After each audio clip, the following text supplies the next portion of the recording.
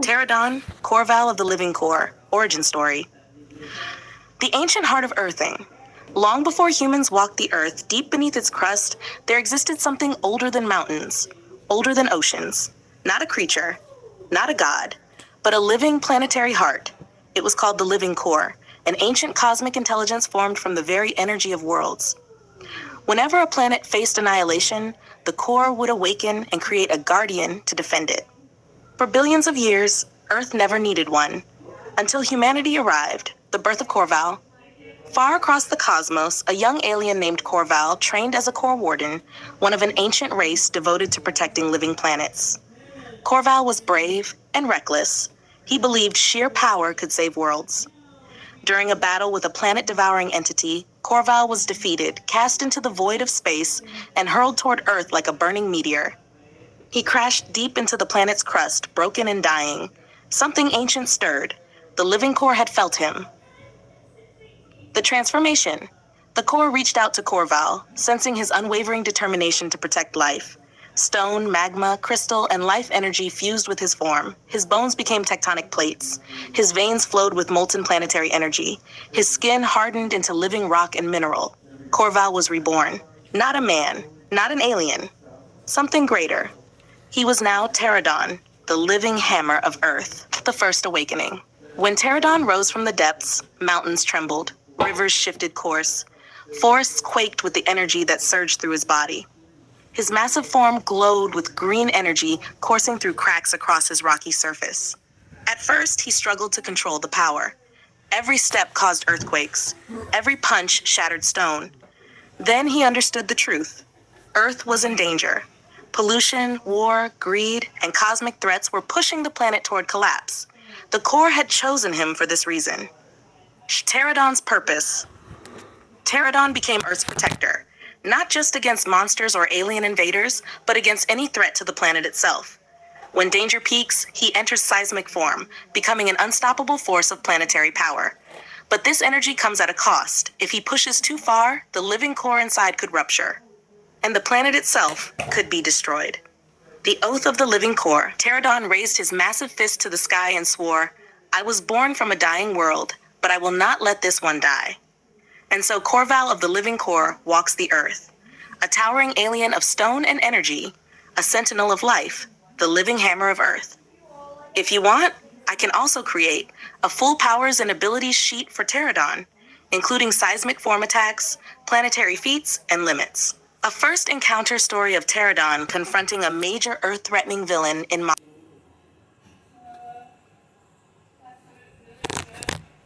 Night Smoke, origin of Vera Noctis. The City of Shadows. The city of Ebon Reach was a labyrinth of darkness and danger. Skyscrapers jutted like jagged teeth, neon lights flickered over rain-slicked alleys, and the criminal underworld thrived in the gaps of the law.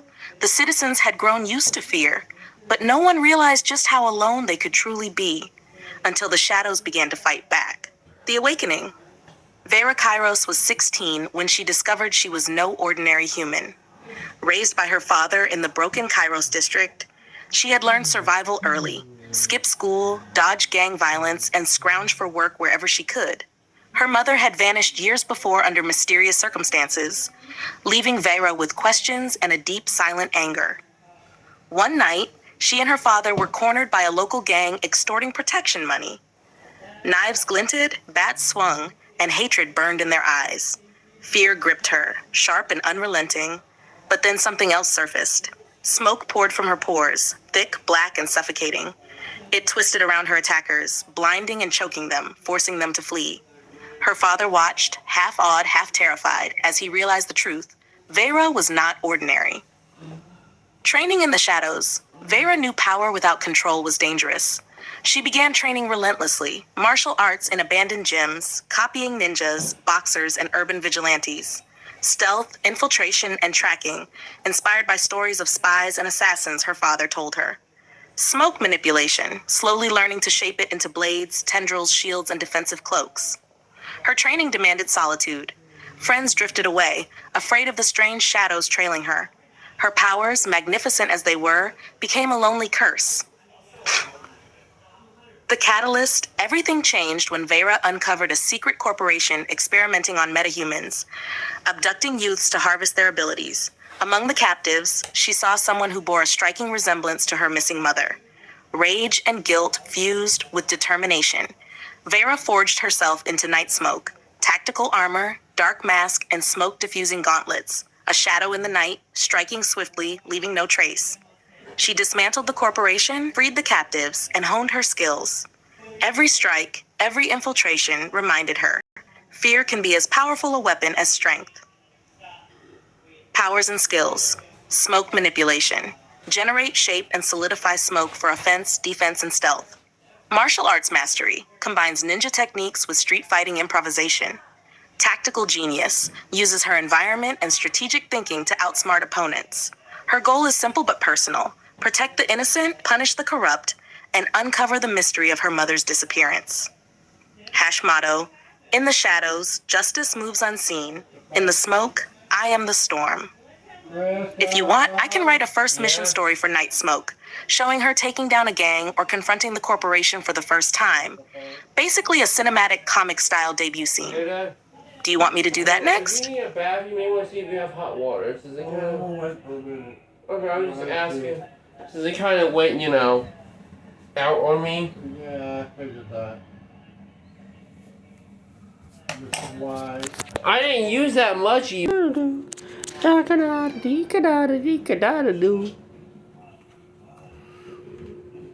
Tyrion Flux, origin of Tyrion Vega, the elemental boy.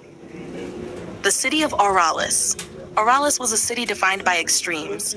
Towering skyscrapers reflected neon light in rivers that wound through the city like silver veins. Thunderstorms were common, but nothing prepared its citizens for the cosmic storm that would change everything. The Cosmic Storm. 17-year-old Tyrion Vega had always been fascinated by science. His parents were environmental engineers working on experimental energy devices that could harness natural elements to create renewable power. Tyrion often volunteered in the lab, sometimes sneaking in after school to tinker with machines. On the night of the storm, a rare cosmic convergence tore across the sky. A swirling aurora of energy, lightning, and magnetic interference unlike anything the world had ever seen. The storm struck the lab directly. The experimental elemental generator overloaded, sending waves of elemental energy through the building. Tyrion was trapped inside. Lightning fused with the elemental energy, striking him directly. The transformation. In that terrifying instant, Tyrion felt his body merge with the raw forces of nature. Blood like molten fire coursed through his veins. Moisture froze instantly into ice around him. Air currents whipped uncontrollably, spinning into mini tornadoes. Metal instruments bent to his touch. Sparks of electricity danced across his skin. By dawn, Tyrion Vega was no longer just a human boy. He had become a living conduit for fire, water, air, earth, ice, and electricity. Discovery and training. At first, his powers were chaotic and dangerous. A flick of his hand ignited small fires. Breathing could generate ice or fog. Walking down the street stirred sudden gusts of wind. His parents, realizing their son had become a metahuman, guided him. But mastering 6 elements required rigorous training. Tyrion learned to combine elements creatively in combat, electrified ice blades, fiery rock walls, tornadoes of water, sense the environment and draw strength from natural surroundings, control his emotions to prevent accidental destruction. First challenge. Soon, Tyrion faced his first test. A gang had stolen experimental tech from his parents' lab, intending to weaponize it. He tracked them into Auralis' industrial district. For the first time, he combined his powers in battle. Fire to break barriers, wind to disarm attackers, ice to freeze weapons, earth to block escape routes, electricity to disable drones. By the end of the night, the gang was defeated. Tyrion realized his powers were not just a gift, they were a responsibility. Becoming Tyrion Flux, Tyrion Vega took the name Tyrion Flux, embracing his role as Auralis' elemental protector. He designed a suit to resist and channel his powers, developed tactical gadgets for combat, created a symbol, a swirling circle representing the 6 elements. Though only 17, Tyrion now carried the weight of 6 forces of nature, and the knowledge that one day, an enemy might rise to challenge even all his combined powers.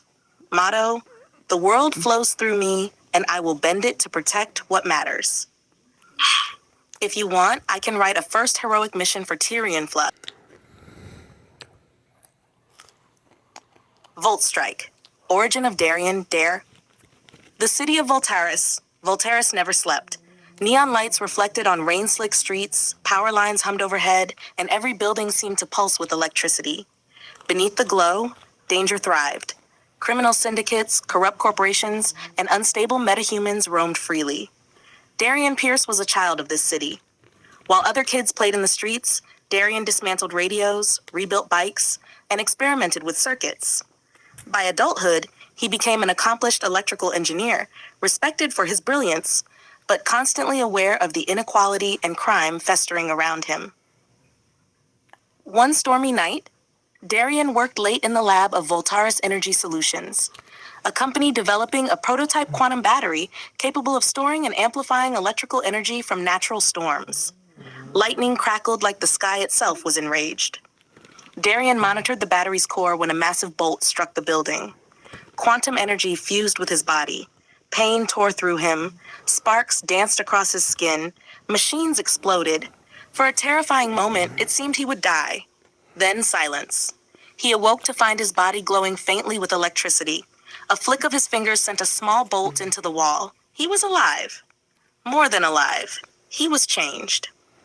Over the next days, Darian learned what the accident had done to him. Electrokinesis. He could generate and control massive amounts of electricity. Energy absorption. He could recharge himself from the city's power grid.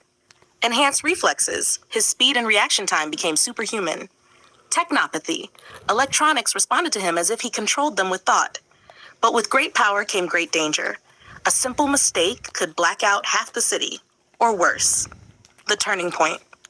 Weeks later, a gang armed with stolen experimental weapons attacked Voltaris. Darian tried to intervene as a civilian, but uncontrolled bursts of lightning nearly killed them.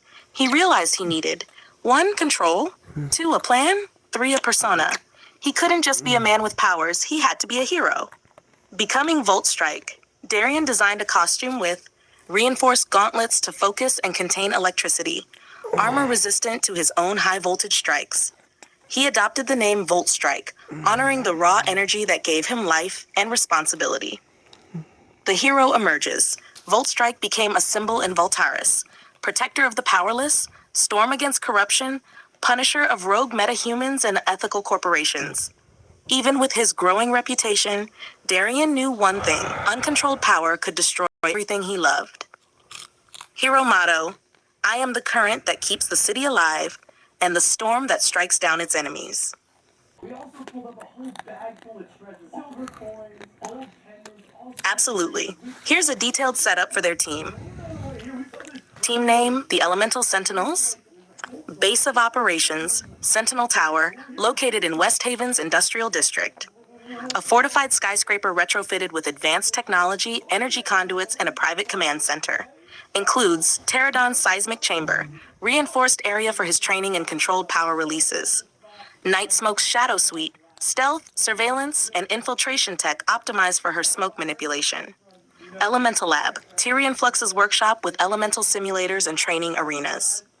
Volt Strike Command Deck, high-tech hub for strategy, monitoring, and communication, with an energy field that can contain Volt Strike's electricity safely. Team dynamic and roles. Leader, Darian Dare Pierce. Volt Strike, tactical genius, strategist, and the moral compass. Heavy hitter and protector, Pterodon, Corval of the Living Core, massive strength, unstoppable force, and the planetary defender. Stealth and recon specialist, Night Smoke Vera Noctis, infiltration, intelligence gathering, and sabotage. Elemental combat and support, Tyrion Vega, Tyrion Flux, adaptable elemental attacks, environmental control, and rescue operations. Retcon, updated backstory. Originally, each hero had their own story and operated independently across West Haven. Recent continuity reveals that their pasts were subtly intertwined. 1. Pterodon's awakening in West Haven coincided with energy anomalies that influenced Tyrion Vega's cosmic storm, subtly connecting their powers. 2. Night Smoke's fight against the Metahuman Harvesting Corporation intersected with Volt Strike's first patrols, hinting they had saved the same civilians unknowingly. 3. The team's eventual formation occurs when a citywide threat, an elemental rift caused by rogue experiments combining Pterodon's seismic energy and Tyrion's elemental flux, forces them to unite. This retcon establishes them as legitimate protectors of West Haven, rewriting history so that all four have been quietly safeguarding the city long before officially teaming up. Team motto: when the storm rises, the earth trembles, the shadows strike, and the elements flow, we are West Haven's shield. If you want, I can also design their first official team mission, showing them fully working together for the first time in West Haven with each hero in their full element. This could really cement their dynamic and set up future storylines.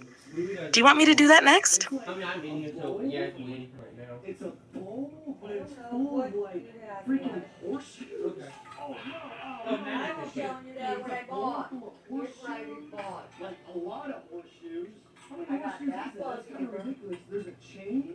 Is it a golden chain? It's like it's got a lock on it right there. There's some jewelry. It's got a lock, a key. Like that is weird. There's a weird little piece of jewelry. And then It's like always the same kind of stuff. I know there's like a chain, Let me a see. baby anvil, a baby ring. Yeah, the cats are going to tear that up. There's nothing going down with the washing machine. And I have to take it down. What's the difference?